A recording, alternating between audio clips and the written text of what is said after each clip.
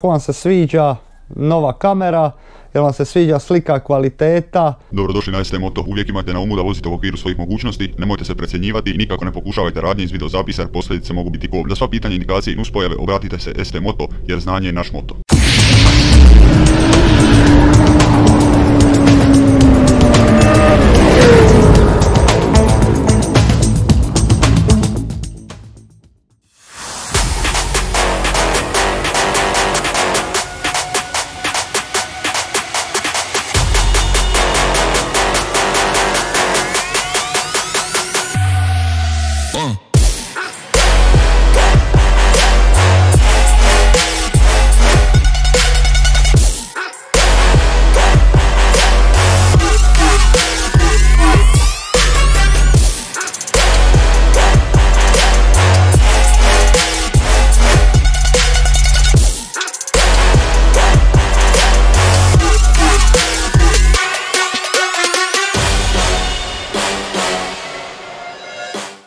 Dobar dan, pozdrav svima. Ja se odmah na početku izvinjavam, nismo dugo bili na recenziji. Nisam 3 mjeseca uopće bio u Hrvatskoj i onda je mjesec dana samo padala kiša, a nije baš nešto zanimljivo snima recenziju po kiši zato što u stvari ne možeš ni proba motor.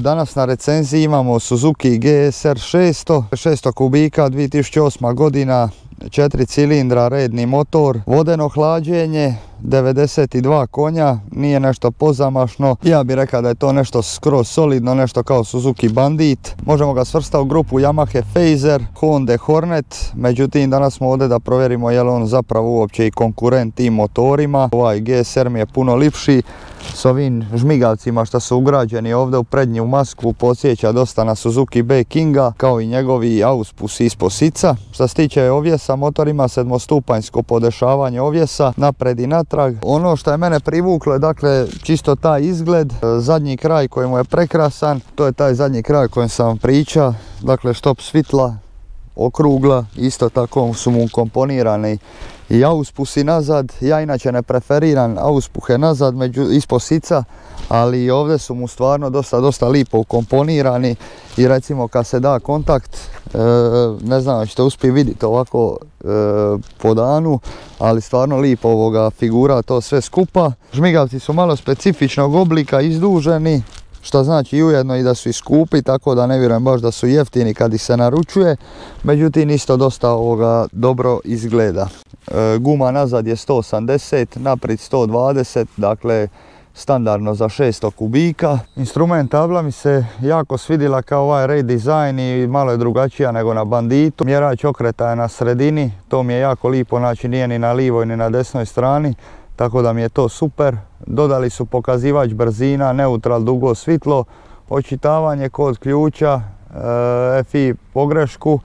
Pokazivači smjera su stavljeni gore, isto tako lipo ukomponirani. Tu sad možemo znati koliko točno ima goriva, dakle nema one samo lampice od rezerve pa da se moramo misliti koliko zapravo imamo goriva.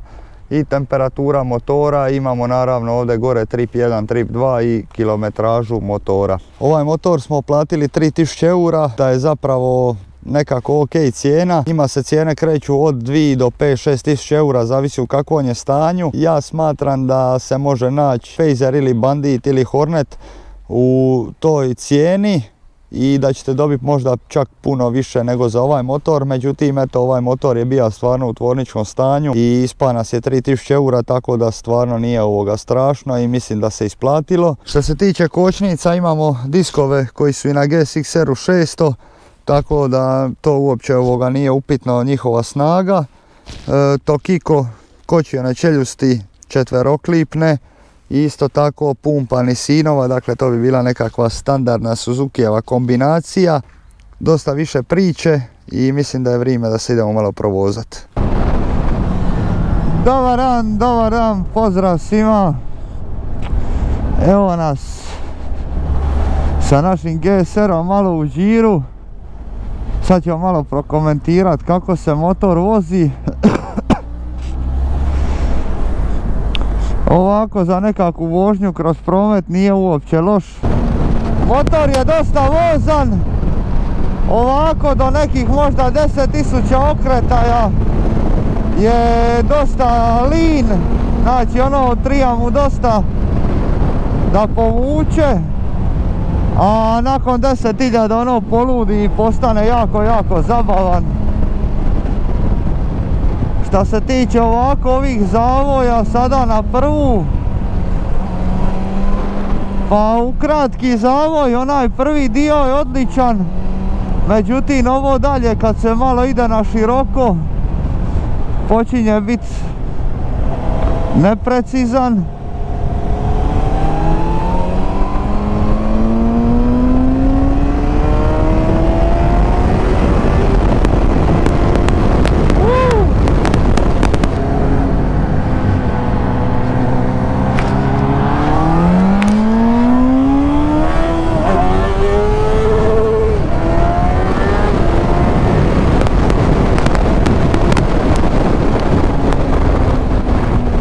Motor je dosta vrckav. Rekao sam već da ovo što sam ga bija nešto vozija, ne sviđa mi se dampiranje na stražnjem kolu, iako sam ga stvrdnija, motor je i dalje dosta balav i to je ono što se meni ne sviđa kod motora. Međutim, motor je jako zabavan. Znači imate osjećaj da sa njim možete doslovno šta god hoćete. I to je ono što je meni pozitivno.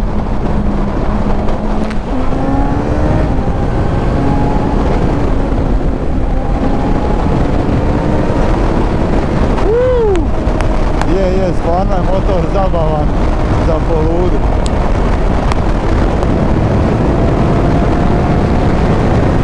Ovako na maloj većoj brzini dosta vrluda sa prednjim i zadnjim krajem, ali nije da je nesiguran, ali meni baš to ne ulijeva povjerenje. Motor se stvarno može voziti kojer. Gume mu nisu neke sportske ni agresivne, vozimo se na Michelin Road 5, to je više neka zimska i putna guma. Vitar mi jako smeta, međutim ovo nije nekakav touring motor da bi ja sad mogao tu ocjenjivati zaštićenost od vitra. Ovo je uličarka, dakle spomenija sam više nekako klasa Yamaha Fazer i zabavnija mi od Fazera baš masu. Ono što mi se ne sviđa je što nakon recimo pola duge okuke motor postane stvarno nestabilan, to jest ne nestabilan nego neprecizan. Znači više nije onako da ima neku svoju putanju, nego počne leta svugdi. Ali to naravno vridi samo kad ste u velikom gasu, znači kad vozite motor priko 10.000 okretaja. Dalje što se tiče kočnica, pa s obzirom da sam ja navikan na Suzukija, mislim da su mu kočnice ok. Neko će sigurno reći ko je vozija recimo Yamahu prije ili Hondu, da su mu bolje kočnice na Yamahi. Jesu, agresivnije su, ali mislim da ovo sasvim dovoljno koči s obzirom na svoju snagu.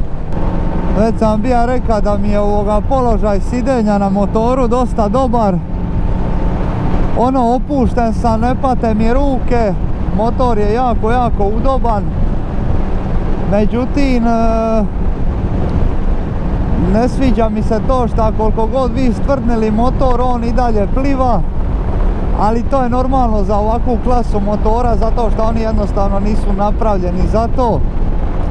Ali ćemo na primjer vidjeti kad nam bude Yamaha Fazer na recenziji ili Suzuki Bandit, pa ćete vidjeti onda koja je razlika. Što se tiče kratkih okuka, motor je stvarno prekrasan, idealan za početnike, dakle stvarno se lagano vozi, ne treba vam znanje ni iskustvo za barata s ovim motorom, tako da bi se čak usudio reći da je idealan. Još jedna stvar koja mi je zapela za oko je zapravo kompresija ovoga motora. Možda vam tehnički podaci na internetu to neće pokazat, ali motor stvarno dosta dobro koči s motorom. Znači ne znam koliko možete vidjeti na kameri, ali evo sad kad pustim gas, motor stvarno dosta potone dole i jako ga je lako zaustaviti bez upotrebe kočnice, tako da se može izlivelat. Ovo što su mu kočnice malo slabije, ali skupa sa tom kompresijom mislim da daje dosta dobar rezultat kod kočenja.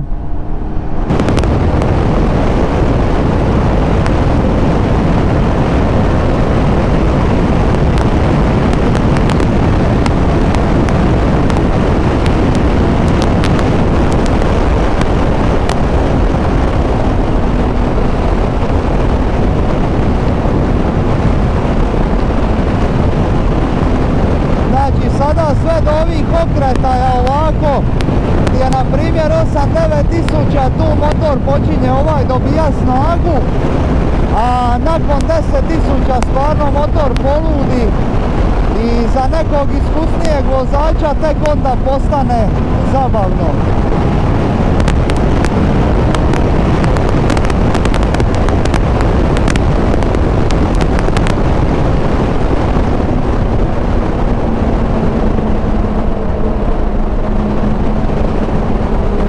Motor je dosta tih, većina njegovog zvuka kojeg ima dolazi iz mašine.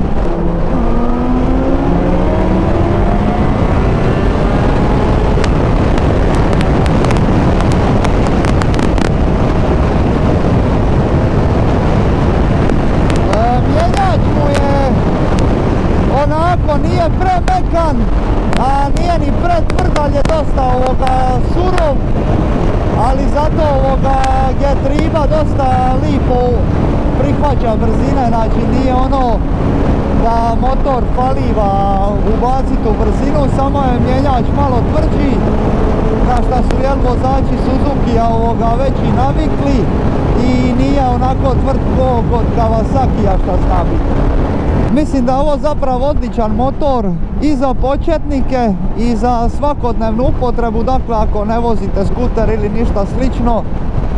Mali je potrošač, dakle potrošnja mu iznosi svega 5-6 litara, tako da mislim da je to dosta dobro. Može ga se koristiti svaki dan, dosta je ugodan i brz po gradu i lako je sa njim manevrirat. Velika mana mi je ovo poskakivanje.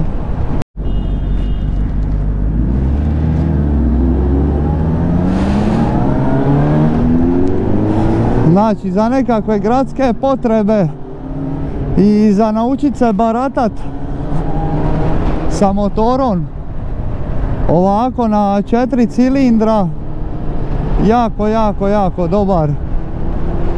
I volio bih, dakle, ako gledate nešto za 600 kubika, da vam ovo isto uđe u izbor, dakle, između Yamahe, Fazer, Bandita, i smatram da bi bilo dobro da probate isto svaki od tih motora. Pozdrav svima, evo nas natrag sa GSR-om u garaži. Nekako cjelokupni dojam nije loš, mislim da je ovo dosljedan motor što se tiče njegove kubikaže i zapravo klase. Ovo spada u neku klasu početničkih motora, znači nešto što ćete voziti nekoliko godina dok se malo ne naučite, tako da ne možete očekivati baš da je ovo motor koji će držati cijenu. Naravno da ih ima u rangu, kako sam već bio spomenuo, od 2 do 5-6 tisuća eura, međutim smatram da je to precijenjeno, pogotovo zato što Suzuki u ovakvoj kategoriji kubikaže i konjaže ima Suzuki Bandita 600 i Suzuki Bandita 650 koji rade doslovno isti posao, dakle performanse su iste, samo za dosta manje novaca. Mi smo ovoga uzeli eto zato što je bio stvarno povoljan, dakle 3000 eura, cijeli tvornički motor, 30 tisuća kilometara. Ono što mi se ne sviđa kod ovoga motora, dakle njegove mane, to bi bio prvo njegov ovjes, dakle bez obzira što smo tvrdli naprijed vilice i straga zadnji amortizer, i dalje motor, dakle po rupama na malo većem gasu dosta poskakuje i stvara vam nelagodu i nesigurnost kod vožnje. Ništa vam drugačije neće biti ni sa Hornetom, ni sa Phaserom, sve je to manje više isto, to je jednostavno ta vrsta motora za pribaci se ili tu i tamo se provozat, nije za neki veliki gas. Što se tiče okretaja, u malim i srednjim okretajima je jako spor. Ono što se meni posebno svidilo je dakle njegov izgled i dizajn, za razliku od recimo Suzuki Bandita. Kočnice, ako ih usporedimo sa Hondom Hornet i Yamahom Phaser, su lošije, tako da mi je i to isto jedna mala mana. Je mali potrošač, ali smatram da mu je tank isto tako dosta mali. I za duge zavoje, dakle pri većim brzinama motor postane dosta nemiran i više nije precizan, dakle više je stvoren za kratke ćoše, malo oštrije. I zbog toga ide jedna solidna sedmica. Zamolio bih vas također da mi kažete kako vam se sviđa nova kamera, jel vam se sviđa slika, kvaliteta. Ako vam se ne sviđa, volio bih da mi napišete u komentarima šta bi trebalo popraviti, jer ja isto eksperimentiram. Bilo kakav savjet ili prijedlog je dobrodošao. Isto tako testirali smo sada novi mikrofon i naravno lajkajte, šerajte i subscribeajte i vidimo se sljedeći put sa nekim novim motorom.